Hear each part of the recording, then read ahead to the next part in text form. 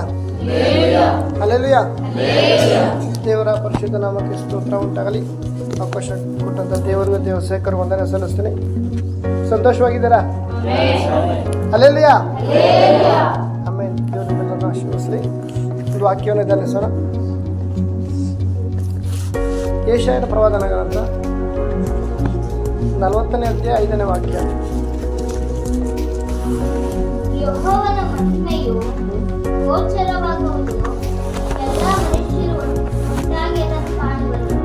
ಯೆಹೋವನ ಬಾಯಿ ಇದನ್ನು ನುಡಿದಿದೆ ಎಂದು ಒಬ್ಬರು ಹೇಳಿದ್ದಾರೆ. ಆಮೆನ್. ಸ್ತೋತ್ರ. ಮಹಾಪರಿಶುದ್ಧನು ಸರ್ವಶಕ್ತನೂ ಆಗಿರುವಂಥ ನಮ್ಮ ಪರಲೋಕ ತಂದೆಯ ದೇವರ ಅಪ್ಪ ಒಂದು ಒಳ್ಳೆಯ ಸಮಯಕ್ಕೆ ಸ್ತೋತ್ರ ಕೊಟ್ಟಂಥ ಆಲೋಚನೆಯ ಸ್ತೋತ್ರ. ಈ ವೇಳೆಯಲ್ಲಿ ವಾಕ್ಯಗಳ ಪದಗಳ ಗುಣಾರ್ಥ ತಿಳಿಯಪಡಿಸುವುದು ಅಪ್ಪ, ನನ್ನನ್ನೇ ನಿನ್ನ ಹಸ್ತಕ್ಕೆ ಒಪ್ಪಿ ಸಮರ್ಪಿಸಿ ಪ್ರಾರ್ಥಿಸ್ತಾ ಇದ್ದೇನೆ. ಯೇಸು ನಮ್ಮದೊಳಗೆ ನಮ್ಮ ತಂದೆ. Amen, amen. ಹಲ್ಲೆಲೂಯಾ.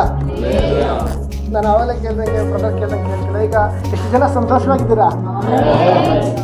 ಉಪವಾಸ ಪ್ರಾರ್ಥನೆ ಎಲ್ಲರೂ ಮಾಡ್ತಾ ಇದ್ದೀರಾ? ಹಲ್ಲೆಲೂಯಾ, ಹೌದಲ್ವಾ? ಕೆಲವರು ಕೆಲ್ಸಕ್ಕೆ ಹೋಗ್ತಾ ಇದ್ದಾರೆ, ಕೆಲವರು ಮನೆಯಲ್ಲಿದ್ದಾರೆ. ಆದರೆ ಪ್ರಾರ್ಥನೆಯಿಂದ ನಮ್ಮ ಪ್ರಾರ್ಥನೆ ದೇವ್ರ ಮುಂದೆ ಹೋಗ್ತಿದ್ಯಾ? ನಾನು ಮಾಡೋಂಥ ಪ್ರಾರ್ಥನೆ ದೇವ್ರು ಕೇಳ್ತಾ ಇದ್ದಾರ? ಅದನ್ನು ನಾವು ಪರಿಶೋಧನೆ ಮಾಡಿದ್ದೀವ? ಇವತ್ತು ನಮ್ಮ ಪರಿಸ್ಥಿತಿ ದೇವ್ರ ಮುಂದೆ, ನಮ್ಮ ಪ್ರಾರ್ಥನೆ ಹೆಂಗಿದೆ, ನಮ್ಮ ಹೃದಯ ದೇವ್ರ ಮುಂದೆ ಹೆಂಗಿದೆ, ಅದನ್ನು ನಾವು ಪರಿಶೋಧನೆ ಮಾಡಿದ್ದೀವ? ಹಲ್ಲೆಲೂಯಾ. ಪರಿಶೋಧನೆ ಮಾಡಿರುವುದು ಯಾವ ರೀತಿ ಇದುವರೆಗೂ ಆಗಿದೆ. ಇನ್ನೂ ಒಂದು ವಾರ ಪ್ರಾರ್ಥನೆ ಇದೆ. ಎಲ್ಲೋ ಒಂದು ಕಡೆ ದೇವರೇ ನನ್ನ ಪ್ರಾರ್ಥನೆ ದೇವರು ನಾವೆಲ್ಲ ಪ್ರತಿಯೊಬ್ಬರು ಪ್ರಾರ್ಥನೆ ಕೇಳ್ತಾ ಇದ್ದೀವಿ. ನಮ್ಮ ಹೃದಯ ಪರಿಸ್ಥಿತಿ ನಾವು ಯೋಚನೆ ಮಾಡಿದೆ. ದೇವರೇ, ಹೌದು, ನಾವು ಪ್ರತಿಯೊಂದು ಚಿಕ್ಕ ಒಂದು ಉದಾಹರಣೆ, ಮೂರ್ಖ ಅಂದರೆ ಅಗ್ನಿನಾರಕ, ಹೌದಲ್ವಾ? ಒಂದು ಸ್ತ್ರೀನ ಕೆಟ್ಟ ದೃಷ್ಟಿ ನೋಡ್ರೆ ಅವಳ ಜೊತೆ ವ್ಯವಚಾರ ಮಾಡ್ದಂಗೆ ಆಯಿತು ಅಂತ ದೇವ್ರ ವಾಕ್ಯ ಈ ರೀತಿಯಲ್ಲಿ ಇರಬೇಕಾದ್ರೆ ದೇವರ ಸನ್ನಿಧಿ ನಾವು ಇರುವಾಗ ನನ್ನ ಪ್ರಾರ್ಥನೆ ದೇವ್ರ ಮುಂದೆ ಹೆಂಗಿದೆ, ನನ್ನ ಹೃದಯ ದೇವ್ರ ಮುಂದೆ ಹೆಂಗಿದೆ, ಅದನ್ನು ನಾವು ಫಸ್ಟ್ ಪರಿಶೋಧನೆ ಮಾಡೋಣ. ಇದುವರೆಗೂ ಏನಾದ್ರು ಚಿಕ್ಕ ತಪ್ಪು ಇದ್ದರೆ ಇವತ್ತಿನ ಸಮರ್ಪಿಸಿ. ಇನ್ನೂ ಒಂದು ವಾರ ಇದೆ. ದೇವರು ಈ ಒಂದು ವಾರದಲ್ಲಿ ನನ್ನ ಜೀವಿತವನ್ನು ಬಿಡುಗಡೆ ಬೇಕು. ಯಾವ ರೀತಿ ನಾವು ಪ್ರಾರ್ಥನೆ ಬೇಕಂದ್ರೆ ಓದಿ ಕೀರ್ತನೆ 136ನೇ ವಾಕ್ಯ.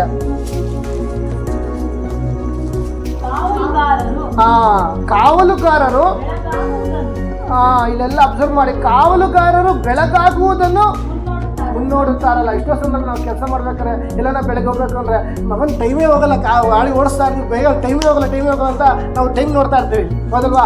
ಉದಾಹರಣೆಗೆ ಉದಾಹರಣೆ ನಮ್ಮ ಸಂಬಳ ಯಾರೇ ಆಗಲಿ, ಪ್ರತಿಯೊಬ್ಬರು ಒಂದು ಕೆಲಸದಲ್ಲಿ ಒಂದು ಸಂಬಳ ಅಂತ ಡೇಟ್ ಅಂತ ಇರುತ್ತೆ, ಹೌದಲ್ವಾ? ನಮಗೊಂದು 16ರಿಂದ 18 ತರಕಾರಿ ಸಾಕು, ಒಂದು ಟಕ್ಕನ ಮೆಸೇಜ್ ಈ ಸಂಬಳ ಬಂದಿಲ್ಲ, 18 ಆಯ್ತು ಬಂದಿಲ್ಲ. ಏಕೆಂದರೆ ಒಂದು ಕಾಯ್ತಾ ಇರ್ತೀವಿ. ಇನ್ನು ನಮ್ಮದೇ ಆದಂಥ ಜವಾಬ್ದಾರಿ ಕಮಿಟ್ಮೆಂಟ್ ಕೊಡುತ್ತದೆ. ಆದರೂ ಒಂದಾದ್ರು ಟಕ್ಕಂತ ಆ ಸಮಯ 17 ಒಂದು ಮೆಸೇಜ್ ಬಂದರೆ ಈ ಸಂಬಳ ಬಂದದ್ದು ಮೊಬೈಲ್ ಎತ್ತು ನೋಡ್ತೀವಿ, ಹೌದಲ್ವಾ? ಅದಕ್ಕೋಸ್ಕರ ಯಾವ ರೀತಿ ಅದು ಒಬ್ಬ ಮನುಷ್ಯ ಒಂದು ತಿಂಗಳಿಂದ ಕಷ್ಟಪಟ್ಟು ಕೆಲಸ ಮಾಡ್ತಾನೆ, ಒಂದು ಸಂಬಳಕ್ಕೋಸ್ಕರ ಅವ್ನು ಯಾವ ರೀತಿ ಮುನ್ನೋಡ್ತಾ ಇರ್ತಾನೆ. ಅದೇ ಪ್ರಕಾರ ಈ ಆತ್ಮಿಕ ಜೀವಿತದಲ್ಲಿ ನಾವು ಈ ಲೋಕದಲ್ಲಿ ಜೀವನ ಮಾಡಬೇಕಾದ್ರೆ ದೇವರು ನಮ್ಮನ್ನು ಯಾವ ರೀತಿ ವಿಧವಾಗಿ ನಮ್ಮನ್ನು ನಡೆಸ್ತಾರೆ, ಹೌದಲ್ವಾ? ಒಂದು ರಾತ್ರಿ ನಾವು ಪ್ರಯಾಣ ಮಾಡಬೇಕು, ಎಲ್ಲ ಹಳ್ಳ ಪಳ್ಳಗಳಿದೆ, ನಮಗೆ ಗೊತ್ತಿಲ್ಲ. ಆದರೆ ಪವಿತ್ರ ಆತ್ಮ ನಮಗೆ ಸಹಾಯ ಮಾಡ್ತಾರೆ. ಈ ಲೋಕದಲ್ಲಿ ಜೀವನ ಮಾಡಬೇಕಾದ್ರೆ ಬರುವಂಥ ರೋಗಗಳು, ಅಪಮಾನ, ನಿಂದನೆಗಳು, ಹೌದು, ನಮ್ಮ ಜೀವಿತ ಎಂಬ ಪರಿಸ್ಥಿತಿಯಲ್ಲಿ ನಾವು ಯಾವಾಗೋ ನಮ್ಮ ಮಾನಸಿಕವಾಗಿ ಬಿದ್ದೋಗ್ಬಿಡ್ತೀವಿ, ಹೌದಲ್ವಾ? ಈ ಜೀವಿತ ಪ್ರಯಾಣದಲ್ಲಿ ನಾವು ಮಾನಸಿಕವಾಗಿ ಏನೇ ಮಾಡೋಕ್ಕೂ ಯಾವಾಗ ಬಿದ್ದೋಗ್ಬಿಡ್ತೀವಿ. ದೇವ್ರ ಆತ್ಮ ನಮ್ಮ ಇರೋದಕ್ಕಾಗಿ ಎಲ್ಲ ಪರಿಸ್ಥಿತಿ ದೇವ್ರು ನಮ್ಮನ್ನು ನಡ್ಸ್ಕೊಂಡು ಹೋಗ್ತಾ ಇರ್ತಾರೆ. ನೀನು ಈ ಮಾರ್ಗದಲ್ಲಿ ಹೋಗ್ಬೇಡ, ಹಿಂಗೋದ್ರೆ ಹಿಂಗಾಗುತ್ತೆ. ದೇವ್ರು ನಮ್ಮನ್ನ ತಿಳಿಪಡಿಸಿ. ಯಾಕಾಗಿ ನಾವು ಪವಿತ್ರ ದೇವರ ಮಕ್ಕಳಾಗಿದ್ದೇವೆ. ಯಾವ ರೀತಿ ಅಂದರೆ ಅದಕ್ಕೋಸ್ಕರ ಈ ಲೋಕ ವಾಕ್ಯ ಕಾವಲುಗಾರನು ಬೆಳಗಾಗುವುದನ್ನು ಮುನ್ನೋಡುತ್ತಾರಲ್ಲ, ಕಾವಲುಗಾರರು ಬೆಳಗಾಗುವುದನ್ನು ಇಲ್ಲಿ ಭಕ್ತ ಚೆನ್ನಾಗಿ ಹೇಳ್ತಾರೆ. ಕಾವಲುಗಾರ ಬೆಳಗಾವುದನ್ನು ಮುನ್ನೋಡುವುದಕ್ಕಿಂತ ವಿಶೇಷವಾಗಿ ನನ್ನ ಅಂತರಾತ್ಮವು ಎಷ್ಟು ಜನ ಈ ರೀತಿ ದಾಹವುಳ್ಳವರಾಗಿದ್ದೀರಾ? ಹಲ್ಲೆಲೂಯಾ. ಇಲ್ಲಿ ನೋಡಿ, ಕಾವಲುಗಾರರು ಬೆಳಗಾಗುವುದನ್ನು ಮುನ್ನೋಡೋದಕ್ಕಿಂತ ಮುಂಚೆ ನನ್ನ ಅಂತರಾತ್ಮವು ಕರ್ತನನ್ನು ಮುನ್ನೋಡ್ತದೆ. ಬೆಳಗ್ಗೆ ಆಗಿತ್ತು ಮುಂಚೆ ದೇವರೇ ನಾನು ನಿನ್ನೇ ಮುನ್ನೋಡ್ತಾ ಇದ್ದೀನಿ, ಬೆಳಕಾಗುತ್ತೋ ಇಲ್ಲೋ ದೇವರೇ ನಾನು ಇನ್ನೂ ಮುನ್ನೋಡ್ತೀನಿ. ಯಾಕಾಗಿ ನಾನು ಹೋಗುವಾಗ ಬರುವುದು ನನ್ನ ಮಾರ್ಗದಲ್ಲಿ ದೇವ್ರು ನೀನು ನಡೆಸ್ತೀಯ, ಹೌದಲ್ವಾ? ಆ ರೀತಿ ಮುನ್ನೋಡುವುದೀಗ ಯಾರು ಈ ವಾಕ್ಯದ ಪ್ರಕಾರ ಜೀವನ ಮಾಡ್ತಾರೋ, ಕಾವಲುಗಾರರು ಬೆಳಗಾವುದು ಮುನ್ನೋಡೋದಕ್ಕಿಂತ ವಿಶೇಷವಾಗಿ ನನ್ನ ಅಂತರಾತ್ಮವು ಕರ್ತನನ್ನು ಮುನ್ನೋಡುತ್ತದೆ. ಈ ರೀತಿ ಮುನ್ನೋಡುವುದಾದರೆ ಯೆಶಾಯ 45ನೇ ವಾಕ್ಯ, ಆ ಒಂದು ವಾಗ್ದಾನ ನಮ್ಮ ಜೀವಿತ ನೆರವೇರ್ತದೆ. ಯಾರು ದೇವರ ಸನ್ನಿಧಿಯಲ್ಲಿ ದಾಹವುಳ್ಳವರಾಗಿರ್ತಾರೋ ಅವರಿಗೆ ಯೆಹೋವನ ಮಹಿಮೆ ಗೋಚರ ಆಗುವುದು. ಈ ದಿನ ನಾವು ಯಾವ ರೀತಿ ಯಾವ ಒಂದು ಪರಿಸ್ಥಿತಿಯಲ್ಲಿ ಉಪವಾಸ ಪ್ರಾರ್ಥನೆಗೆ ಹೋಗ್ತಾ ಇದ್ದೀವಿ. ದೇವರೇ ಇಂಥ ವಿಷಯ ನನಗೆ ಆಗಬೇಕು, ಒಂದು ಬಿಡುಗಡೆ ಬೇಕು, ಬಿಡುಗಡೆ ದೇವ್ರ ಹತ್ರ ಬರ್ತಾ ಇದ್ದೀನಿ. ದೇವರು ಇಂಥ ಕಾರ್ಯ ದೇವರ ಸರಿ ನೆರವೇರಬೇಕು, ಅದಕ್ಕಾಗಿ ಬರ್ತೇನೆ. ಈ ರೀತಿ ದಾಹ ಉಳ್ಳವರಾಗಿ ಬರ್ತಿದ್ಯಾ? ಬರುವುದೇ ಆದರೆ ದೇವ್ರ ವಾಕ್ಯ ಹೇಳ್ತದೆ, ಯೆಹೋವನ ಮಹಿಮೆ ಗೋಚರ ಆಗೋದು. ಎಲ್ಲ ಮನುಷ್ಯರು ಒಟ್ಟಾಗಿ ಅದನ್ನು ಕಾನೂರು ಯೆಹೋವನ ಬಾಯಿಯನ್ನು ನುಡಿದಿದೆ. ಈ ರೀತಿ ದಾಹ ಉಳ್ಳವರಾಗಿ ನಾವು ಬಂದಿದ್ದೀವಿ. ಫಸ್ಟ್ ನಮ್ಮನ್ನು ನಾವು ಪರಿಶೋಧನೆ ಮಾಡೋಣ. ಬಂದಿಲ್ಲ ಅಂದ್ರೆ ಇನ್ನೂ ಒಂದು ವಾರ ಇದೆ, ಇವಾಗ ನಾವು ಸಿದ್ಧ ಆಗೋಣ. ದೇವರೇ ಇನ್ನೊಂದು ವಾರ ಇದೆ, ಈ ವಾರದಲ್ಲಿ ನನ್ನ ಜೀವಿತದಲ್ಲಿ ಬಿಡುಗಡೆ ಬೇಕು, ನನ್ನ ಕಾರ್ಯಗಳಲ್ಲಿ ಬಿಡುಗಡೆ ಬೇಕು, ನಾನು ಮಾಡುತ್ತಿರೋ ಪ್ರಾರ್ಥನೆ ಮರುತ್ತರ ಬೇಕು. ಅಲ್ಲಲ್ಲಿಯ ಈ ರೀತಿ ನಾವು ಇರುವುದೇ ಆದರೆ ನಮ್ಮ ಜೀವಿತ 100% ಬಿಡುಗಡೆ ಉಂಟು. ಅಲ್ಲಲ್ಲಿಯ ಅದಕ್ಕಾಗಿ ಯೆಹೋವನ ಮಹಿಮೆ ಗೋಚರ ಆಗೋದು ಯಾವ ರೀತಿ ಗೋಚರ ಆಗಬೇಕು ಅಂದರೆ, ಕಾವಲುಗಾರನು ಬೆಳಗಾಗೋದಕ್ಕೆ ಮುನ್ನೋಡೋದಕ್ಕಿಂತ ಮುಂಚೆ ನನ್ನ ಅಂತರಾತ್ಮ ನಿನ್ನನ್ನು ಮುನ್ನೋಡ್ತಾ ಇದೆ. ಅಲ್ಲಲ್ಲಿಯ ಅಲ್ಲಲ್ಲಿಯ ಇಂಥ ದಾಹ ನಮ್ಗೆ ಇದೇ ಬೇಕು. ಎಲ್ಲರೂ ಪ್ರಾರ್ಥನೆ ಬರ್ತಾರೆ, ನಾನು ಬರ್ತೀನಿ. ಪ್ರಾರ್ಥನೆ ಬಂದಿಲ್ಲ, ಅಂಕಲ್ ಬೇಜಾರು ಮಾಡ್ಕೊತಾರೆ, ಆಂಟಿ ಬೇಜಾರು ಮಾಡ್ಕೊತಾರೆ ಅಂತ ಬಂದರೆ ಬಿಡುಗಡೆ ನಡೆಯೋದಿಲ್ಲ. ಅಲ್ಲೆಲ್ಲಿಯ ಒಬ್ಬರನ್ನ ಮೆಚ್ಚಿಸುವುದಕ್ಕೋಸ್ಕರ ಪ್ರಾರ್ಥನೆ ಮಾಡಿ ಎಷ್ಟು ಉಪವಾಸ ಮಾಡೋದು ವ್ಯರ್ಥ. ನಮ್ಮ ಅಂತರಾಳದಿಂದ ಬರಬೇಕು ಪ್ರಾರ್ಥನೆ, ಹೃದಯದಿಂದ ಬರಬೇಕು. ದಾಹ ಉಳ್ಳವರ ಮೇಲೆ ನನ್ನ ಆತ್ಮವನ್ನು ಸುರಿಸುತ್ತೇನೆ. ಯಾರಿಗೆ ದಾಹ ಇದೆ, ದಾಹ ಇರೋರಿಗೆ ಬಿಡುಗಡೆ. ಅಲ್ಲೆಲ್ಲಿಯ ಇವತ್ತು ಹೊಟ್ಟೆ ತುಂಬ ಚೆನ್ನಾಗಿ ಬಿರಿಯಾನಿ ತಿಂದಿರ್ತಾನೆ. ಒಬ್ಬ ಬಂದೆ ನಮ್ಮ ಮನೆಗೆ ಬಿರಿಯಾನಿ ಮಾಡಿ ಬಾ ತಿನ್ನೋರತ್ತೆ, ಅವ್ನು ಬಂದು ತಿಂದ ಇವಾಗ ನಮ್ಮ ಮನೆ ತಿಂದು ಹೊಟ್ಟೆ ಲೋಡಾಗೈತೆ. ಅದೇ ಊಟ ಇಲ್ದಿರೋ ಅವನಿಗೆ ಬಾರಪ್ಪ ಸ್ವಲ್ಪ ಊಟ ಕೊಡ್ತೇನೆ, ಎದ್ನೋ ಬಿಂದು ಬಂದು ಊಟ ಮಾಡ್ತಾನೆ. ಯಾಕಂದ್ರೆ ಅವ್ನಿಗೆ ಹೊಟ್ಟೆ ಹಸು ಬೆಲೆ ಅವ್ನಿಗೆ ಗೊತ್ತು. ಬಿಡುಗಡೆ ಬೇಕು ಅಂದರೆ ಅವ್ನು ಬಿಡುಗಡೆ ಬೇಕು, ದೇವ್ರ ಹತ್ರ ಕುತ್ಕೋತಾನೆ. ಒಬ್ರಿಗೋಸ್ಕರ ಬಂದು ಬಿಡುಗಡೆಗೋಸ್ಕರ ಕುತ್ಕೊಂಡ್ರೆ ಅಲ್ಲಿ ಬಿಡುಗಡೆ ನಡೆಯಲ್ಲ. ಅಲ್ಲಲ್ಲಿಯ ಈ ದಿನ ಅಂಥ ದಾಹ ನಮಗೆ ಬೇಕು. ಅಲ್ಲಲ್ಲಿಯ ಅಂಥ ದಾಹ ಇರುವುದೇ ಆದರೆ ನಮ್ಮ ಜೀವದ ಬಿಡುಗಡೆ. ಈ ಲೋಕದಲ್ಲಿ ನೋಡ್ಬೇಕಾದ್ರೆ ಯಾರು ಸರಿ ನೆಟ್ಟಿಗಿಲ್ಲ. ಶರೀರದಲ್ಲಿ ನೋಡೋಕೆ ಬದನೆ ಇಲ್ದಂಗೆ ಯಾರು ಎಲ್ಲ ಪಾಪಿಗಳೇ ಅದಲ್ವಾ. ಆ ಪಾಪದಲ್ಲಿರೋಗೋಸ್ಕರ ಯೇಸು ನಮಗೋಸ್ಕರ ಪಾಪದಲ್ಲಿ ಬಿಡಿಸ್ಕೊ ಯೇಸು ಬಂದಿದ್ದು. ಅದೊಂದು ವಾಕ್ಯನ ನೋಡೋಣ. ರೋಪುರದವ್ರಿಗೆ 3ನೇ ಅಧ್ಯಾಯ 23ನೇ ವಾಕ್ಯ ಇದ್ದಿರೋರು ಓದಿ. ಎಲ್ಲರೂ ಪಾಪ ಮಾಡಿ ಓಕೆ ದೇವರ ಮಹಿಮೆಯನ್ನು ಹೊಂದದೆ ಹೋಗಿದ್ದಾರೆ. ಹಲ್ಲೆಲೂಯಾ. ಇಲ್ಲಿ ವಾಕ್ಯ ನೋಡಿ, ಎಲ್ಲರೂ ಪಾಪ ಮಾಡಿದ್ದಾರೆ. ಒಬ್ರು ಈ ಲೋಕದಲ್ಲಿ ಪಾಪ ಮಾಡಿದವ್ರು ಯಾರು ಇದ್ದಾರಾ? ಹೌದಲ್ವಾ? ನಾವು ಆ ಥರ ನೋಡೋಕೆ ದೇವ್ರ ಮುಂದೆ ನಾವು ನಿಲ್ಲೋ ಯೋಗ್ಯತೆ ನಮಗಿಲ್ಲ. ಹೌದಲ್ವಾ? ಅದಕ್ಕಾಗಿ ಎಲ್ಲರೂ ಪಾಪ ಮಾಡಿದ್ದಾರೆ, ದೇವರ ಮಹಿಮೆ ಹೊಂದದೆ ಹೋಗಿದ್ದಾರೆ. ಅದಕ್ಕಾಗಿ ಈ ಲೋಕದಲ್ಲಿ ಯಾರು ನಶಿಸಿ ಹೋಗಬಾರ್ದು, ಯಾರು ಪಾಪದಲ್ಲಿ ಬಿಡಬಾರ್ದು ಅಂದರೆ ತಂದೆಯಾದ ದೇವರು ಮನುಷ್ಯನಾಗಿ ಈ ಲೋಕಕ್ಕೆ ಬಂದು ನಮಗೋಸ್ಕರ ತನ್ನ ಸ್ವಂತ ಜೀವನ ಕೊಟ್ಟು ಸ್ವಂತ ರಕ್ತವನ್ನು ಶಿಲುಬೆಯಲ್ಲಿ ಸುರಿಸಿದ್ದಾರೆ. ಹೌದಲ್ವಾ? ಇವತ್ತು ನಾವು ರಕ್ಷಣೆ ಹೊಂದಿದ್ದೇವೆ ಅಂದರೆ ಯೇಸಪ್ಪ ನಮಗೋಸ್ಕರ ಪ್ರಾಣ ಕೊಟ್ಟಿದ್ದಾರೆ. ಅಲ್ಲಲ್ಲಿಯ ಅಂಥ ಒಂದು ತಿಳುವಳಿಕೆ ನಮ್ಗಿರ್ಬೇಕು. ಇವತ್ತು ನಾನು ಮನಸ್ಸಂದ್ರ ಪಟ್ಟಿದ್ದೀನಿ, ನನಗೊಂದು ಒಳ್ಳೆ ಕುಟುಂಬ ಇದೆ, ಆತ್ಮಿಕ ಜೀವಿತ ನಂಗೆ ನಡೀತಾ ಇದೆ. ನಾನು ಈ ಲೋಕದಲ್ಲಿ ನಾನು ಒಂದು ಪರಿಶುದ್ಧವಾಗಿ ನಾನು ಜೀವನ ಮಾಡ್ತಿದ್ದಾರೆ. ಆತ ನನಗಾಗಿ ರಕ್ತವನ್ನು ಸುರಿಸಿದ್ದಾನೆ. ಅಲ್ಲೆಲ್ಲಿಯ ಯಾರು ನಂಬುವವರ ಜೀವಿತದಲ್ಲಿ ಬಿಡುಗಡೆ. ನಿನ್ನ ಜೀವಿತದಲ್ಲಿ ಈ ದಿನ ನಂಬಿಕೆ ನಿನ್ನಲ್ಲಿದೆಯಾ? ನಂಬಿಕೆ ಇರುವುದಾದರೆ ಇದೇ ಗಳಿಗೆಯಲ್ಲಿ ದೇವರ ಮಹಿಮೆ ಗೋಚರ ಆಗೋದು. ಯಾವ ರೀತಿ ಎಲ್ಲ ಜನರು ಒಟ್ಟಾಗಿ ಕಾಣೋರು ಯೆಹೋವನ ಬಾಯಿಯನ್ನು ನುಡಿದಿದೆ. ಈ ಒಂದು ನಂಬಿಕೆ ನಂಬಬೇಕು. ದೇವರ ಈ ಒಂದು ವಾಗ್ದಾನ ನೀನು ಬರೆಯಲ್ಪಟ್ಟಿದೆ, ಈ ವಾಗ್ದಾನ ನನ್ನ ಜೀವಿತ ನೆರವೇರಬೇಕು. ಇಂಥ ಒಂದು ನಂಬಿಕೆ ನಮಗಿರುವಾಗ ನಮ್ಮ ಜೀವಿತ ಮಹತ್ ಕಾರ್ಯಗಳು. ಅಲ್ಲೆಲ್ಲಿಯಾ ಅಲ್ಲೆಲ್ಲಿಯಾ ದಾವೀದನು ಗೊಲ್ಯಾತನ ಹೊಡೆಯೋಕೋಬೇಕಾರೆ ಏನಪ್ಪ ಅಷ್ಟೊತ್ತಾನೆ ನಾನು ಇಲ್ಲಿದ್ದೀನಿ ಅಂತ ಅವನೇನೋ ಭಯ ಬಿದ್ನ? ದೇವರ ಮೈ ಮೇಲೆ ಬರುವಾಗ ನೀನು ಆಪೋಸಿಟಲ್ಲಿ ಎಂಥ ವೈರಿ ಬರ್ಬೋದು, ಎಂಥ ಮರಣಕರ ರೋಗ ಬರ್ಬೋದು, ಎಂಥ ಒಡ್ಕೊಳೋ ಪಾರಂಪರಿಕ ಶಕ್ತಿನೇ ಬರ್ಬೋದು, ಮಾಟ ಮಂತ್ರನೇ ಬರ್ಬೋದು. ದೇವ್ರ ವಾಕ್ಯತೆ ಯಾವ ಕೇಡು ಸಂಭವಿಸೋದು ಉಪದ್ರವ ನಿನ್ನ ಗುಡಾರದ ಸಮೀಪಕ್ಕೆ ಬರೋದಿಲ್ಲ. ಯಾವಾಗ ದೇವರ ಮಹಿಮೆ ನಮ್ಮ ಜೀವಿತದಲ್ಲಿ ಇರುವಾಗ, ದೇವರ ಮಹಿಮೆ ಕುಟುಂಬದಲ್ಲಿರುವಾಗ, ದೇವರ ಮಹಿಮೆ ಕೆಲಸ ಕಾರ್ಯಗಳಲ್ಲಿ ಇರುವಾಗ, ದೇವರ ಮಹಿಮೆ ನಮ್ಮ ಆತ್ಮಿಕ ಜೀವಿತದಲ್ಲಿ ಇರುವಾಗ ಯಾವ ಹೋರಾಟಗಳು, ಯಾವ ಕಷ್ಟಗಳು, ಯಾವ ಮಾಟ ಮಂತ್ರ ಶಕ್ತಿಗಳು ನಮ್ಮನ್ನ ಮುಟ್ಟಕ್ಕಾಗೋದಿಲ್ಲ. ಅಂತ ಒಂದು ನಂಬಿಕೆ ನಮ್ಗಿರ್ಬೇಕು. ಯಾಕಾಗಿ ದೇವರ ಮಹಿಮೆ ನನ್ನಲ್ಲಿ ಗೋಚರ ಆಗ್ತಾ ಇದೆ. ದೇವರೇ ಈ ದಿನ ನನ್ನ ಜೀವಿತದಲ್ಲಿ, ನನ್ನ ಕುಟುಂಬದ ಪ್ರಯಾಣದಲ್ಲಿ, ನನ್ನ ಮಕ್ಕಳ ಜೀವಿತದಲ್ಲಿ ಕೆಲಸ ಕಾರ್ಯಗಳಲ್ಲಿ ಒಂದು ದೇವರ ಮಹಿಮೆ ಗೋಚರ ಆಗಬೇಕು. ಅಲ್ಲಲ್ಲಿಯ ಅಂತ ಒಂದು ನಂಬಿಕೆ, ಅಂತ ಪ್ರಾರ್ಥನೆ ಇದೆ ನಮಗೆ ಬೇಕು. ಒಂದು ಸ್ಥಳಕ್ಕೆ ಕೆಲಸಕ್ಕೆ ಹೋಗ್ತಾನೆ ಬರ್ತಾನೆ, ಸಾಂಪ್ರದಾಯಕ್ಕೆ ಹೋಗ್ತಾನೆ ಬರ್ತಾನೆ, ಅಲ್ಲಿ ಕೆಲಸದಲ್ಲಿ ಅಭಿವೃದ್ಧಿ ಇಲ್ಲ. ಅಲ್ಲೆಲ್ಲ ಕೆಲಸದಲ್ಲಿ ಒಂದು ಸಂಬಳ ಇಂಕ್ರಿಮೆಂಟ್ ಇಲ್ಲ, ಏನೂ ಇಲ್ಲ. ಹೋಗೋದು ಬರೋದು ಏನಿದು ದೇವರ ಮಹಿಮೆ ಗೋಚರ ಹೋಗ. ನೀನು ಹೋಗುವಂಥ ಸ್ಥಳದಲ್ಲಿ ಅದ್ಭುತ ಕಾರ್ಯಗಳು, ನಿನ್ನ ನೋಡುವವರ ಜೀವಿತದಲ್ಲಿ ಬಿಡುಗಡೆ. ಅಲ್ಲಲ್ಲಿಯ ನಿನ್ನ ಹತ್ರ ಮಾತಾಡೋರ ಅವರ ಕುಟುಂಬಗಳಲ್ಲಿ ಬಿಡುಗಡೆ. ಯಾಕಾಗಿ ನಿನ್ನಲ್ಲಿ ದೇವರ ಮಹಿಮೆ ಪ್ರಕಟವಾಗ್ತಾ ಇದೆ. ಅಲ್ಲಲ್ಲಿಯ ಈ ದಿನ ದೇವರ ಉಪವಾಸ ಪ್ರಾರ್ಥನೆ ನಡೀತಾ ಇದೆ. ಆಗಲೇ 1 ವಾರ 2 ವಾರ ಆಯ್ತಾ ಬಂತು. ನನ್ನ ಜೀವಿತ ಬಿಡುಗಡೆ ಇದೆಯಾ? ಅದನ್ನ ನಾವು ಫಸ್ಟ್ ಪರಿಶೋಧನೆ ಮಾಡೋಣ. ದೇವರೇ, ಹೌದು ಸ್ವಾಮಿ, ಈ ದಿನ ಉಪವಾಸ ಪ್ರಾರ್ಥನೆ ನಡೀತಾ ಇದೆ, ಇನ್ನೂ ಒಂದು ವಾರ ಇದೆ. ಯಾರ ಜೀವಿತದಲ್ಲಿ ದೇವರ ಮಹಿಮೆ ಇನ್ನೂ ಪ್ರಕಟ ಆಗಿಲ್ಲ, ನನ್ನ ಪ್ರಾರ್ಥನೆ ಇನ್ನೂ ಕೇಳ್ತಾ ಇಲ್ಲ, ನನ್ನ ಪ್ರಾರ್ಥನೆ ದೇವ್ರ ಮುಂದೆ ಹೆಂಗಿದೆ, ನನ್ನ ಆತ್ಮಿಕ ಜೀವಿತ ಹೆಂಗಿದೆ, ನಮ್ಮನ್ನು ನಾವು ಫಸ್ಟ್ ಪರಿಶೋಧನೆ ಮಾಡೋಣ. ಬೇರೆಯವ್ರು ನೋಡ್ಕೊಂಡು ಅವ್ರು ಹಂಗಿದ್ರೆ ಇವ್ರು ಹಿಂಗಿದ್ರೆ ಅವ್ರು ನೋಡ್ಕೊಂಡಿದ್ರೆ ಏಸಪ್ಪ ಬಂದಾಗ ಅವ್ರು ಇಲ್ಲೇ ಇರ್ತಾರೆ, ನಾವು ಹೋಯ್ತಾ ಇರ್ತೀವಿ. ಹೌದಲ್ವಾ? ಇವಾಗ ಉದಾಹರಣೆಗೆ ಯಾರ ಬಗ್ಗೆ ಒಬ್ರ ಬಗ್ಗೆ ನಾವು ಕೆಟ್ಟಂಗೆ ಮಾತಾಡ್ತೀವಿ, ಅವರೇನೋ ಎಸಪ್ಪ ಈ ಗಳಿಗೆಲ್ಲ ಎಸಪ್ಪ ನಾನು ತಪ್ಪಾಯ್ತು ನಂಗೆ ಕ್ಷಮಿಸು ಅಂತ ಅವ್ರು ಕ್ಷಮೆ ಬರ್ಬಿಡ್ತಾರೆ. ಆ ಗಳಿಗೆಲ್ಲ ಅವ್ರು ಕ್ಷಮಿಸ್ಬಿಡ್ತಾರೆ. ನಾವು ಅವ್ರ ಬಗ್ಗೆ ಮಾತಾಡ್ತೀವಿ, ನಾವೇನು ಮಾಡ್ತೀವಿ, ದೇವ್ರ ದೃಷ್ಟಿ ತಪ್ಪಿಗಸ್ತರಾಗ್ತೀವಿ. ಹೌದಲ್ವಾ? ಅದರಿಂದ ಈ ದಿನ ನಮ್ಮ ಜೀವಿತ ಹೆಂಗಿದೆ, ನಮ್ಮ ಆತ್ಮಿಕ ಜೀವಿತ ಹೆಂಗಿದೆ, ನನ್ನ ಜೀವಿತ ದೇವರ ಮೇಲೆ ಪ್ರಕಟವಾಗ್ತಿದೆಯಾ? ಪ್ರಕಟ ಆಗ್ತಿಲ್ಲ ಅಂದರೆ ಎಲ್ಲೋ ಒಂದು ತಪ್ಪಿದೆ, ಎಲ್ಲೋ ಒಂದು ಕೊರತೆ ಇದೆ. ಆ ಕೊರತೆ ಏನು ಅಂತ ದೇವ್ರ ಸಹ ಒಪ್ಪಿಸಿಕೊಳ್ಳೋಣ. ಆವಾಗ ನಮ್ಮ ಜೀವಿತದಲ್ಲಿ ಬಿಡುಗಡೆ ಉಂಟು. ಅಲ್ಲಲ್ಲಿಯ ನೀನು ದೇವರ ಮೇಲೆ ಹೊಂದಿರುವುದೇ ಆದರೆ. ಇನ್ನೊಂದು ವಾಕ್ಯ ಓದೋಣ, ಕೀರ್ತನೆ 107 19-20. ಒಂದು ನಿಮಿಷ. ಯಾರು ದೇವರ ಮಹಿಮೆ ಹೊಂದಿರ್ತಾರೋ, ಅಲ್ಲಲ್ಲಿಯ ಅವರು ತಮ್ಮ ಇಕ್ಕಟ್ಟಿನಲ್ಲಿ ಈ ದಿನ ಅವರು ತಮ್ಮ ಇಕ್ಕಟ್ಟಿನಲ್ಲಿ ಯೆಹೋವನಿಗೆ ಮೊರೆ ಇಡುವರು, ಆತನು ಅವರನ್ನು ಎಲ್ಲಿಂದ ಆತನು ಅವರನ್ನು, ಯಾರು ದೇವರ ಮಹಿಮೆ ಯಾರು ಹೊಂದಿರ್ತಾರೋ ಅವ್ರಿಗೆ ಹೇಳ್ತಾ ಇರ್ತಾವ, ಆತನು ಅವರು ತಮ್ಮ ಇಕ್ಕಟ್ಟಿನಲ್ಲಿ ಯೆಹೋವನಿಗೆ ಮೊರೆ ಇಟ್ಟರು, ಆತನು ಅವರ ಕಷ್ಟದಿಂದ ತಪ್ಪಿಸಿದನು. ಮಾತ್ರ ಇನ್ನೊಂದು ವಾಕ್ಯ ಇದೆ, ಮುಂದೆ ಓದಿ. ಆತನು ದೂತನನ್ನೋ ಎಂಬಂತೆ. ಯಾರು ವಾಕ್ಯ? ಆದಿಯಲ್ಲಿ ವಾಕ್ಯವಿತ್ತು, ಆ ವಾಕ್ಯ ದೇವರ ಬಳಿ ಇತ್ತು, ವಾಕ್ಯವೇ ದೇವರಾಗಿತ್ತು. ಅಲ್ಲೆಲಿಯ ಯೋಹಾನ 1:14 ಆ ವಾಕ್ಯ ನರಾವತಾರ ಹೋಯ್ತು, ಮನುಷ್ಯನಾಗಿ ಬಂತು.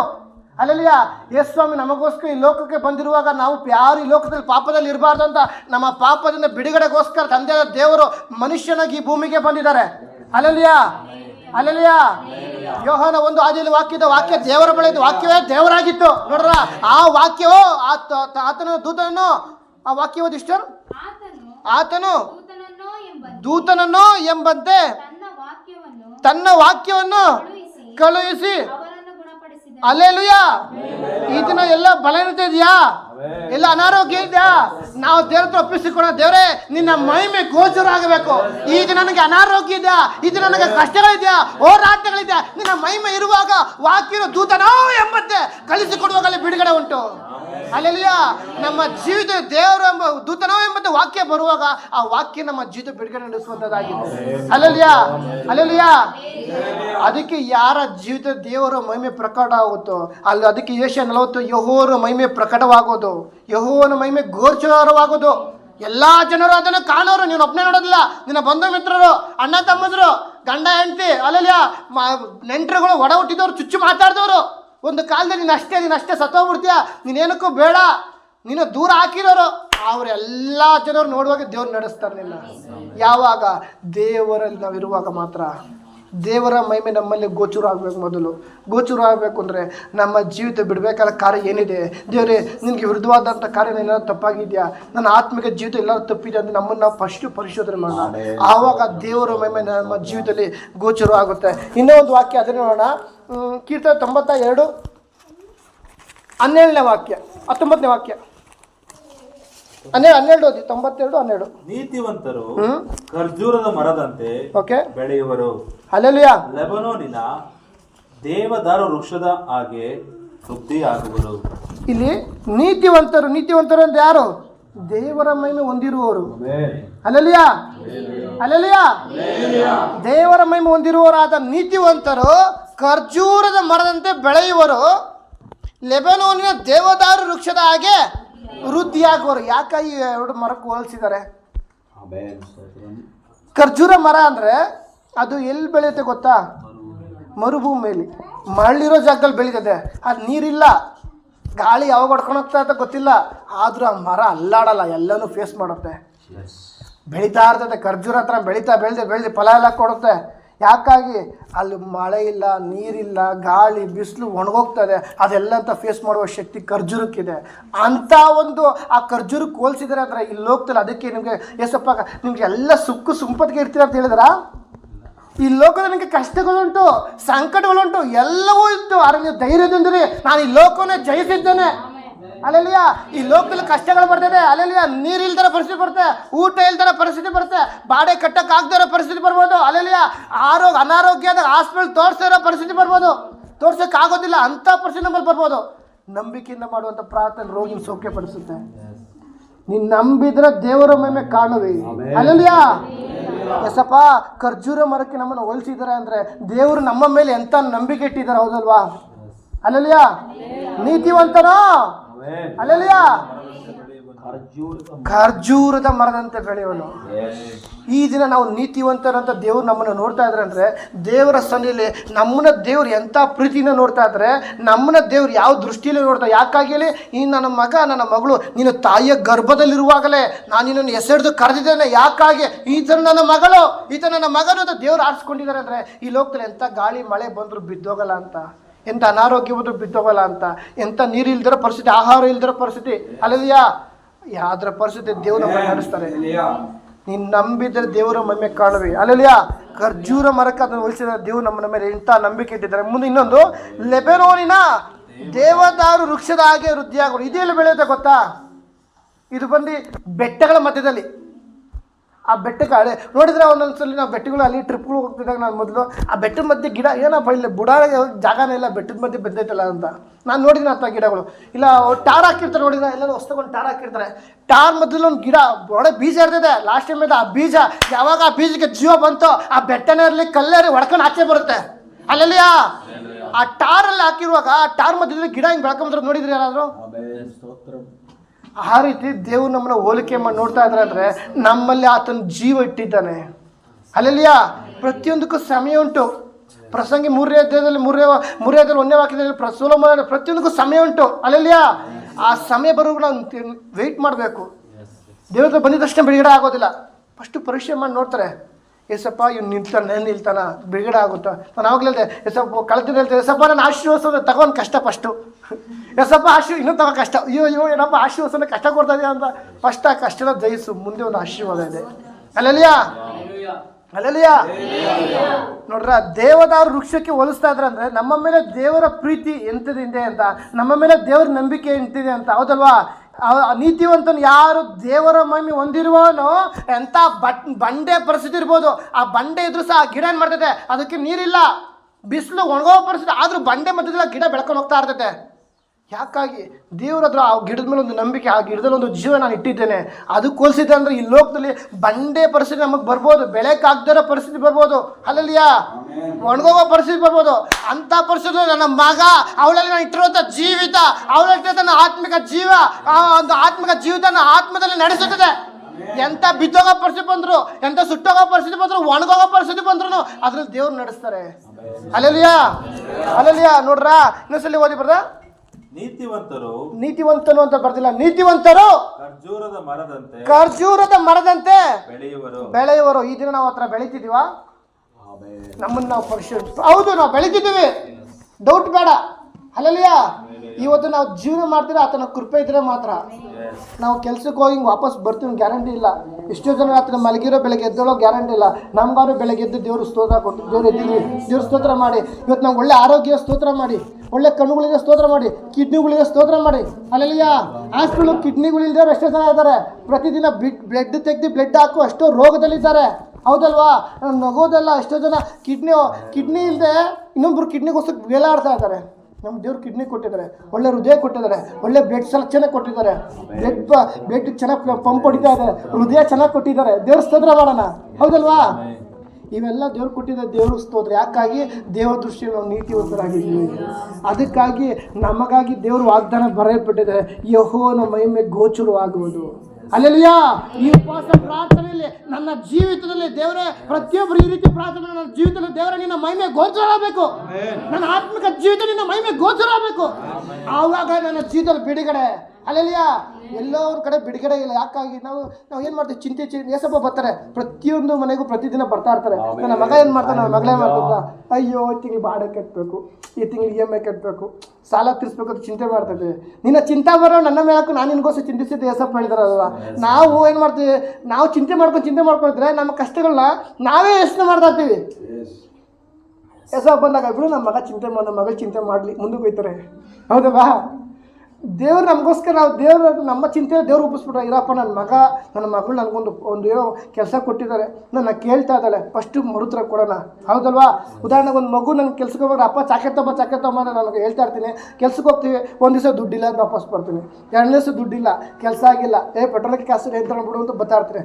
1 2 3 4 ಆಮೇಲೆ 5ನೇ ದಿನ ಮನ್ಸಾಗಿ ಚೂಸ್ರೆ ನನ್ನ ಮಗು ಅವತ್ತಿಂದ ಕೇಳ್ತೇವೆ, ತಾಳಪ್ಪ ಆಗ್ಬಿಟ್ಟು ದುಡ್ಡಿಲ್ಲ ಹೆಂಗ ದುಡ್ಡು ಅರೇಂಜ್ಮೆಂಟ್ ಮಾಡ್ಕೊಂಡು ಮಗು ಚಾಕೆಟ್ ತರ್ತೀವಿ. ಈ ಲೋಕದ ಮನುಷ್ಯರ ನಮಗೆ ಹೆಂಗೆ ಅಂದಮೇಲೆ ಈ ಲೋಕದ ಉಂಟು ಮಾಡಿದ ತಂದೆ ದೇವರು ನಮ್ಮ ಮೇಲೆ ಎಂಥ ನಂಬಿಕೆ ಇರ್ಬೋದು, ಎಂಥ ಪ್ರೀತಿ ನಮ್ಮ ಮೇಲೆ ಇಟ್ಟಿರ್ಬೋದು. ಅದಕ್ಕಾಗಿ ಈ ದಿನ ನಮ್ಮನ್ನು ನೀತಿವಂತರಾಗಿ ದೇವರು ನಮ್ಮನ್ನು ಆರಿಸಿಕೊಂಡಿದ್ದಾರೆ. Hallelujah, hallelujah. ಕಷ್ಟಗಳು ಇಕ್ಕಟ್ಟುಗಳು ಬರ್ತಾ ಇದ್ದಾವೆ, ಅದ್ರ ಮಧ್ಯೆ ದೇವರು ನಮ್ಮನ್ನು ನಡೆಸ್ತಾರೆ. ಒಂದು ದಿನ ಇರ್ಬೋದು ಇಕ್ಕಟ್ಟು, 2 ದಿನ 3 ದಿನ ಇರ್ಬೋದು, ಕೊನೆ ದಿನ ಇನ್ನೊಂದು ಅದೊಂದು ವಾಕ್ಯ ನಾವು ನೋಡೋಣ. ಯೋಬನ ಬರೆದ ಪುಸ್ತಕ 5ನೇ ಅಧ್ಯಾಯ 19ನೇ ವಾಕ್ಯ. 6 ಇಕ್ಕಟ್ಟುಗಳಿಂದ ಆತನು ನಿನ್ನನ್ನು ಬಿಡಿಸುವನು. ಹಲ್ಲೆಲೂಯಾ. ಒಂದು ಇಕ್ಕಟ್ಟ, ಕೆಲವರು 1 ಇಕ್ಕಟ್ಟು ಬರ್ತದೆ, ಕೆಲವರು 2 ಇಕ್ಕಟ್ಟು ಬರ್ತದೆ. ಯೇಸಪ್ಪ ಹೇಳ್ತಾರೆ 6 ಇಕ್ಕಟ್ಟುಗಳಿಂದ ಆತನು ನಿನ್ನನ್ನು ಬಿಡಿಸುವನು. 7ನೇ ಇಕ್ಕಟ್ಟು ಉಂಟಾದರೂ ಯಾವ ಕೇಡು ನಿನ್ನ ಮುಟ್ಟದು. ಹಲ್ಲೆಲೂಯಾ. ಯೇಸು ಸ್ವಾಮಿ 6 ದಿನ ಭೂಮಿ ಆಕಾಶ ಗಿಡ ಮರ ಎಲ್ಲ ಉಂಟು ಮಾಡ್ರು, 7ನೇ ದಿನ ರೆಸ್ಟ್ ಮಾಡಿದ್ರು. ಹಲ್ಲೆಲೂಯಾ. 1 ದಿನ ಕಷ್ಟ ಬರ್ಬೋದು, 2 ದಿನ ಕಷ್ಟ ಬರ್ಬೋದು, 3 ದಿನ ಬರ್ಬೋದು, 6 ದಿನನೂ ಬರ್ಬೋದು. ಹಲ್ಲೆಲೂಯಾ. 6 ದಿನ ಇಕ್ಕಟ್ಟು ನಿನ್ನ ಬಂದ್ರು. ಆ ವಾಕ್ಯ ಬಂದ್ರು 6 ಇಕ್ಕಟ್ಟುಗಳಿಂದ ಆತನು ನಿನ್ನನ್ನು ಬಿಡಿಸುವನು. ನೋಡಿದ್ರಾ? ಇಕ್ಕಟ್ಟು ಉಂಟಾದರೂ ಯಾವ ಕೇಡು ನಿನ್ನ ಮುಟ್ಟದು. 7ನೇ ಇಕ್ಕಟ್ಟು ಉಂಟಾದರೂ ಯಾವ ಕೇಡು ನಿನ್ನ ಮುಟ್ಟದು. ನಾವೇನ್ ಮಾಡ್ತೀವಿ, ಬರ್ತಿರೋದು ಇಕ್ಕಟ್ಟಿಗೆ ದೇವ್ರು ಮರ್ತು ಬಿಡ್ತೀವಿ. ಸಿರಾಪ ಉಪವಾಸ ಪ್ರಾರ್ಥನೆ ಮಾಡ್ತಾರೆ, ಪ್ರಾರ್ಥನೆ ನಮಗೋಸ್ಕರ ಸಭೆ ನಡೀತೈತೆ, ನನ್ನ ಇಕ್ಕಟ್ಟು ನನಗೆ ಗೊತ್ತ, ಸುಮ್ಮನೆ ಒಂದು ಎಸ್ಕೇಪ್ ಆಗ್ಬಿಡ್ತೀವಿ. Hallelujah, hallelujah. ಆದರೆ ನಾವೇನು ಮಾಡಬೇಕು, ದೇವರು ನಮ್ಮ ಜೀವಿತದಲ್ಲಿ ಇದ್ದಾರೆ, ನಮ್ಮನ್ನು ದೇವರು ನಡೆಸ್ತಾರೆ.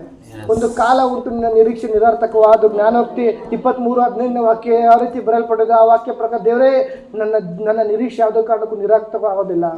ಒಂದು ಕಾಲ ಉಂಟು. ಹಲ್ಲೆಲೂಯಾ. ಉದಾಹರಣೆಗೆ ಪೇತ್ರನ ಹೋಗಿ ಬೋಟ್ ರಾತ್ರಿ ಎಲ್ಲ ಪ್ರಯಾಸ ಬಿಟ್ಟು ಒಂದು ಮೀನು ಸಿಕ್ಕಿಲ್ಲ. ಮುಂದೆ ಅದೇ ಇವೆಲ್ಲ ನಿಮ್ಗೆ ಗೊತ್ತಿರೋ ವಿಷಯನೇ. ಅಲ್ಲೋಗಿ ಯಾವುದೋ ಪ್ರತಿದಿನ ಹಾಕೋ ಬಲೆ ಜಾಗ ಅವನಿಗೆ ಗೊತ್ತು. ಹಲ್ಲೆಲೂಯಾ. ಮೀನುಗಾರ ಅವನೇನು ಮಾಡ್ತಾನೆ, ಎಲ್ಲಿ ಮೀನು ಸಿಗುತ್ತೆ ಅವನಿಗೆ ಗೊತ್ತು. ಅವಾಗ ಮೀನಿಗೆ ಬಲೆ ಹಾಕ್ತಾನೆ, ಒಂದು ಮೀನು ಸಿಕ್ಕಲ್ಲ. ಏಸಪ್ಪ ಬಂದು ನೋಡಿ ಬೋಟ್ ಎತ್ತು, ಗಾಡಿ ಎತ್ತು, ನಡಿ ಹೋಗೋಣ ಅಂತ ಕರ್ಕೊಂಡು ಹೋದಾಗ, ಗುರುವೇ ರಾತ್ರಿ ಎಲ್ಲ ಪ್ರಯಾಸ ಪಟ್ಟೆ, ಏನು ಸಿಕ್ಕಿಲ್ಲ, ಈಗ ಬಂದೇನು ನೀನು ಹೇಳ್ತಾ ಇರೋದು. ನಾವಾದ್ರೆ ಹಂಗೆ ಬಿಡುತ್ತೆ, ಆದರೂ ನಿನ್ನ ಮಾತಿನ ಮೇರೆಗೆ ಹೋಗ್ತೀನಿ ಅಂತ ಹೇಳ್ತಾನೆ. ಅದಕ್ಕಿಂತ ಮುಂಚೆ ಏನು ಮಾಡ್ದ, ರಾತ್ರಿ ಎಲ್ಲ ಪ್ರಯಾಸ ಪಟ್ಟ. ಏಸಪ್ಪ ಅವ್ನು ಇಡೀ ಜಾಗದಲ್ಲ ಕರ್ಕೊಂಡೋದು, ಬೇರೆ ಜಾಗ ಕರ್ಕೊಂಡೋಗಿಲ್ಲ. ಪ್ರತಿದಿನ ಅವ್ನು ಎಲ್ಲಿ ಮೀನು ಹಾಕ್ತಿದ್ನೋ, ಎಲ್ಲಿ ಬಲೆ ಹಾಕ್ತಿನೋ ಅಲ್ಲೇ ಹಾಕಿದ್ದು. ಹೌದಲ್ವಾ? ಏಸಪ್ಪ ಮಾತು ಕೇಳಿ ಅವ್ನು ಹೋದಾಗ ಏನಾಯ್ತು, ಬೋಟ್ ತುಂಬಿ ತುಳ್ಕೋಷ್ಟು ಮೀನು ಸಿಕ್ತು. ಹೌದಲ್ವಾ? ಯಾಕಾಗಿ ಆ ಬೋಟಲ್ಲಿ ಯಾರಿದ್ರು? ಯೇಸು ಸ್ವಾಮಿ ಇದ್ರು. ಅದಕ್ಕಿಂತ ಮುಂಚೆ ಇದ್ರಾ? ಅದಕ್ಕಿಂತ ಯೇಸುಸ್ವಾಮಿ ಇಲ್ದರೆ ಮುಂಚೆ ಏನಾಯ್ತು, ರಾತ್ರಿ ಎಲ್ಲ ಮೀನು ಹಾಕ್ತಾ, ಏನಪ್ಪ ಡೈಲಿ ಹಿಡಿತಾ ಇದ್ದೀನಿ, ಅದೇ ಜಾಗದಲ್ಲ ಮೀನು ಸಿಗ್ತಾ ಇಲ್ಲ. ಯಾವಾಗ ಯೇಸುಸ್ವಾಮಿ ನಮ್ಮ ಬೋಟಿಗೆ ಬಂದ್ರು, ತಗೋ ಇಲ್ದಿರೋ ಜಾಗದಲ್ಲಿ ಮೀನು ಬಂದ್ಬಿಡ್ತಲ್ಲಪ್ಪ. ಅದ್ಭುತ. ಹೌದಲ್ವಾ? ಈ ಒಂದು ಜೀವಿತ ಪ್ರಯಾಣದಲ್ಲಿ ಯೇಸುಸ್ವಾಮಿ ನಮ್ಮಲ್ಲಿ ಇದ್ರೆ ಮಾತ್ರ ನಮ್ಮ ಜೀವಿತದಲ್ಲಿ ಬಿಡುಗಡೆ. ಕ್ರಿಸ್ತನ್ ನಮ್ಮಲ್ಲಿ ಇಲ್ಲ ಅಂದರೆ ಬಿಡುಗಡೆ ಇಲ್ಲ. ನಮ್ಮ ಆತ್ಮಿಕ ಜೀವಿತದಲ್ಲಿ ಒಂದು ನೆಟ್ಟಿಗೆ ನಡೆಯೋದಿಲ್ಲ, ವಕ್ರವಾಗಿ ನಡೀತಾ ಇರ್ತೈತೆ. ಹಲ್ಲೆಲೂಯಾ. ನಮ್ಮ ಜೀವಿತದಲ್ಲಿ ಬಿಡುಗಡೆ ಬೇಕಾ, ಅಭಿವೃದ್ಧಿ ಬೇಕಾ, ಆಶೀರ್ವಾದ ಬೇಕಾ, ಮೊದಲು ಯೇಸು ಸ್ವಾಮಿ ನಮ್ಮಲ್ಲಿ ಇದ್ದಾರೆ, ನಮ್ಮನ್ನು ನಾವು ಪರಿಶೀಲನೆ ಮಾಡ್ಕೋಣ. ಆವಾಗ ಮಾತ್ರ ಯೆಹೋವನ ಮಹಿಮೆ ನಮ್ಮಲ್ಲಿ ಗೋಚರ ಆಗುತ್ತದೆ. ಹಲ್ಲೆಲೂಯಾ. ಯೆಹೋವನ ಮಹಿಮೆ ಗೋಚರ, ಎಲ್ಲ ಜನ ಸೇರಿ ಒಟ್ಟಾಗಿ ಅದನ್ನು ಕಾಣುವರು. Hallelujah, hallelujah. ಒಂದು ಮೂರು ವಿಷಯವಾಗಿ ನಾನು ಮುಗಿಸ್ತೀನಿ, 3 ವಾಕ್ಯವಾಗಿ. 2 ಥೆಸಲೋನಿಕ 3:3 ತೆಗೆದಿರೋರು ಓದಿ. ಇನ್ನೊಬ್ರು ಯೆಶಾಯ 40:29 ವಾಕ್ಯ ತೆಗೆದಿಟ್ಕೊಳ್ಳಿ. ಅದಲ್ಲ ಅಷ್ಟೇ, 2 ಥೆಸಲೋನಿಕ 3:3 ಸಾರಿ. ಆದರೆ ಕರ್ತನು ನಂಬಿಗಸ್ತನು. ಹಲ್ಲೆಲೂಯಾ. ದೇವರ ಮಹಿಮೆ ಇರುವವರಿಗೆ ಹೇಳ್ತಾ ಇರೋದು, ಇರುವುದಾದರೆ ಇದು ಮೊದಲು ದೇವರ ಮಹಿಮೆ ಯಾರಲ್ಲಿ ಇರ್ತಾರೋ ಅವರು ನಂಬರ್ 1. 2 ಥೆಸಲೋನಿಕ 3:3. ಆದರೆ ಕರ್ತನು ನಂಬಿಗಸ್ತನು. ಯಾರು? ಕರ್ತನು ನಂಬಿಗಸ್ತನು. ಆತನು ನಿಮ್ಮನ್ನು ದೃಢಪಡಿಸಿ. ಹಲ್ಲೆಲೂಯಾ. ಇವತ್ತು ನಾವು ದೃಢಪಡಿಸ್ತಾ ಇದ್ರೆ ದೇವರ ನಂಬಿಗಸ್ತನಾಗಿದ್ದಾನೆ. ಯಾಕಾಗಿ? ದೇವರ ಮಹಿಮೆ ನನ್ನಲ್ಲಿದೆ. ದೇವರ ಮಹಿಮೆ ನಮ್ಮಲ್ಲಿ ಇರುವುದಕ್ಕಾಗಿ ಕರ್ತನು ನಂಬಿಗಸ್ತನು, ಆತ ನಿಮ್ಮನ್ನು ದೃಢಪಡಿಸುವನು. ನೆಕ್ಸ್ಟ್ ನೀವು ಕೆಡುಕನ ಕೈಗೆ ಸಿಕ್ಕದಂತೆ ಕೆಡುಕನ ಕೈಗೆ ಸಿಕ್ಕದಂತೆ ಕಾಪಾಡುವನು. ಹಲ್ಲೆಲೂಯಾ. ಯೆಹೋವನ ಮಹಿಮೆ ಗೋಚರ ಆಗುವುದಾದ್ರೆ ನಮ್ಮ ಜೀವಿತದಲ್ಲಿ ಮೊದಲನೇ ಪಾಯಿಂಟ್, ಯಾರ ಜೀವಿತದಲ್ಲಿ ಯೆಹೋವನ ಮಹಿಮೆ ಇರುತ್ತೋ ಅವರ ಜೀವಿತ ದೇವರು ನಡೆಸ್ತಾರೆ. ಹಲ್ಲೆಲೂಯಾ. ಕರ್ತನ ಯಾರು? ನಂಬಿಗಸ್ತನು. ಮನುಷ್ಯನ ತರ 2 ನಾಲಿಗೆ ಅಲ್ಲ, ಇವತ್ತು ಕೊಡ್ತೀವಿ ನಾಳೆ ಕೈ ಎತ್ಬಿಡ್ತಾರೆ. ಒಬ್ರು ನಾವು ಉದಾಹರಣೆಗೆ ಯಾರು ಕಷ್ಟ ಅಂತ ಸಾಲ ಕೇಳ್ತೀವಿ, ಓಕೆ ಆಯ್ತು ಕೊಡ್ತೀವಿ ಅಂತಾರೆ, ನಾಳೆ ಫೋನ್ ಸ್ವಿಚ್ ಆಫ್. ನಾವು ಹೆಂಗಂತೇಳೋ ಬೆಂಕಿ ಡಿಕ್ಕಿ ನಿಕ್ಕಂಗೆ ಆಗುತ್ತೆ, ಏನಪ್ಪ ಹಿಂಗಾಯ್ತು ಪರಿಸ್ಥಿತಿ ಅಂತೀವಿ, ಹೌದಲ್ವಾ? ಆದರೆ ಮನುಷ್ಯರ ಥರ ಎಸಪ್ಪ ಅಲ್ಲ. ಅದಕ್ಕೋಸ್ಕರ ಹೇಳ್ತಾ ಇರೋದು ಕರ್ತನು ನಂಬಿಗಸ್ತನು. ಅಲ್ಲಲ್ಲಿಯಾ. ಉಸಿರಾಡುವ ಯಾವ ನರಪ್ರಾಣಿ ನಂಬೇಡ ಅಂತ ಎಸಪ್ಪ ಹೇಳ್ಬೋದು. ಇವತ್ತು ನಮ್ಮ ಹತ್ರ ಚೆನ್ನಾಗಿರ್ತಾರೆ, ನಾಳೆ ದಿನ ಯಾವ ಸಂದರ್ಭ ಬಂದರೆ ನಮ್ಮ ವಿರುದ್ಧವಾಗಿ ಮಾತಾಡ್ಬಿಡ್ತಾರೆ. ಆದರೆ ಏಸಪ್ಪ ಹಂಗಲ್ಲ. ಕರ್ತನ ನಂಬಿಗಸ್ತನು. ದೇವರ ಮಹಿಮೆ ಇರುವುದೇ ಆದರೆ ನನ್ನ ಜೀವಿತದಲ್ಲಿ ಪ್ರತಿಯೊಬ್ಬರು ನಮ್ಮನ್ನು ಅವ್ರವ್ರನ್ನ ಪರಿಶೋಧನೆ ಮಾಡ್ಕೊಳ್ಳಿ.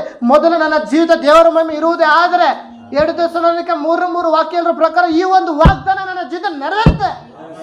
ಕರ್ತನ ನಂಬಿಗಸ್ತನು. ಆತ ನಿಮ್ಮನ್ನು ದೃಢಪಡಿಸಿ. ಯಾವ ರೀತಿ ದೃಢಪಡಿಸ್ತಾನೆ?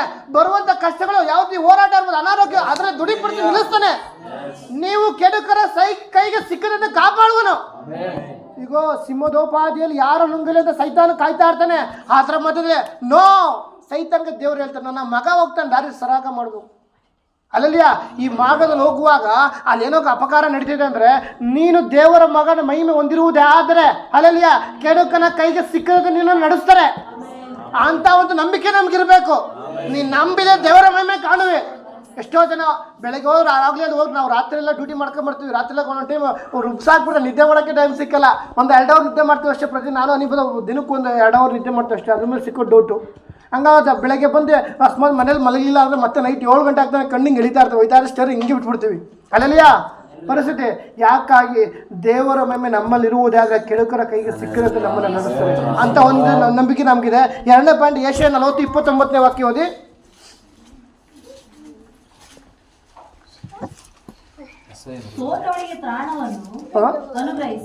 ಯೆಶಾಯ 40:29 ಸಿಸ್ಟರ್.